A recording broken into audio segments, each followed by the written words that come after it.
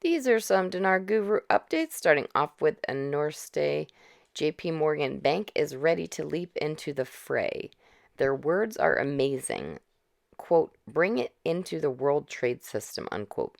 Norstay says Iraq's going to go from being a little regional area to being a world trader thanks to the efforts of JP Morgan signing this agreement with the Central Bank of Iraq. They're ready to roll.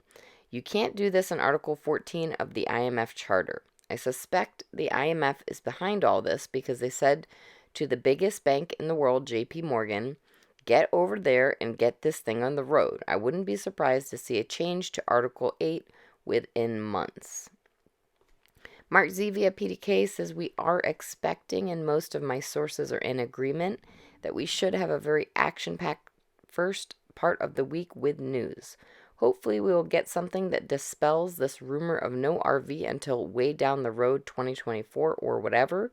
They are trying to keep it cloudy, especially in Iraq. So when you hear these things, do not panic.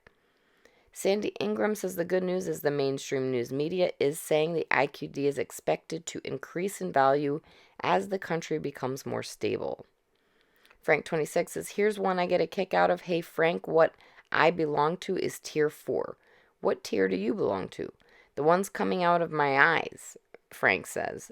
Frank says there are no 1, 2, 3, 4 tiers. It's illegal. It would be impossible. No. There's no such thing as tier 1, 2, 3, and 4. Everybody goes to the bank and exchanges it. That's it. Nobody gets treated special. All right, Pimpy, question.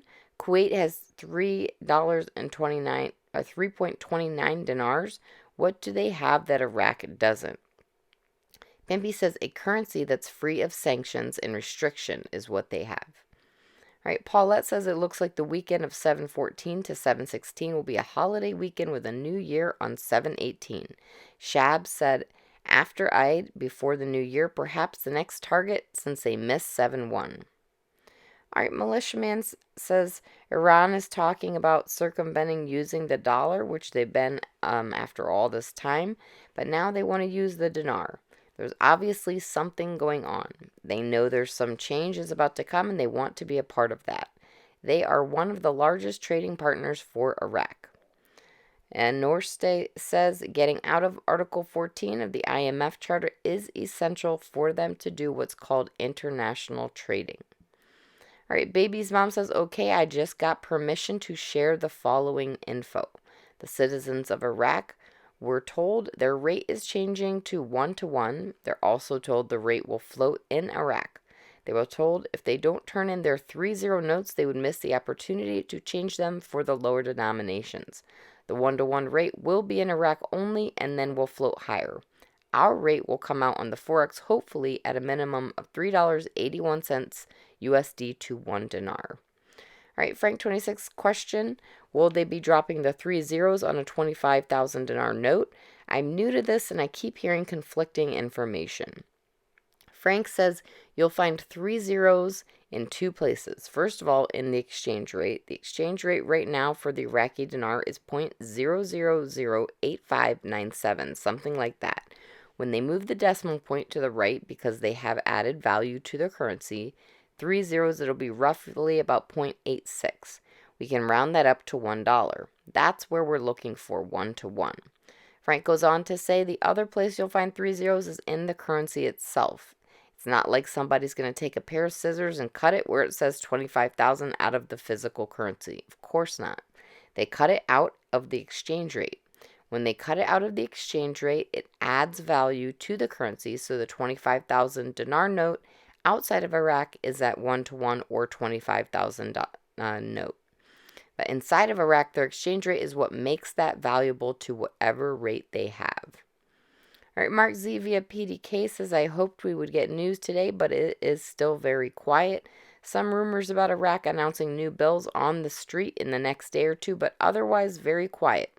It's quiet on almost every RV front. Nothing overly exciting in the news, but also nothing negative. All right, Claire has an article, quote, wholesale corruption, unquote, in the Rafidine Bank. The most prominent reason for the overthrow of its administration documents, quote, the current management of Al Rafidine bank, which has been withdrawn, is accused of several cases, including causing waste of public money and mismanagement and making administrative transfers on the basis of nepotism away from the standard of competence and integrity and the rise of unqualified people to assume administrative positions, unquote. Lastly, we have Mark Z via PDK. Quote, Basra looks forward to the results of $1 trillion of petrodollar funds, unquote. Mark Z says they are looking for money coming in from oil sales in the Kurdish region and the funding of projects that come along with that funding. This is just one more clue. The HCL law is coming, if not already done.